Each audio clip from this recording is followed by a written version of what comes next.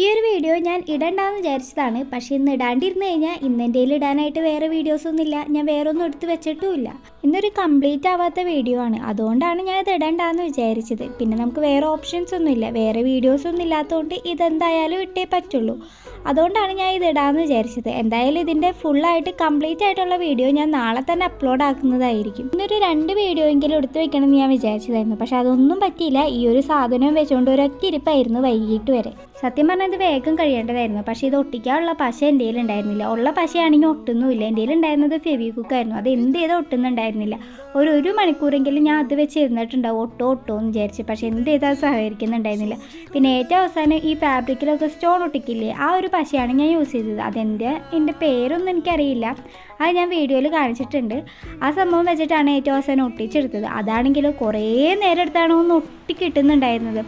അത്രയും ടൈം എടുത്തു അതൊന്ന് ഒട്ടാനായിട്ട്.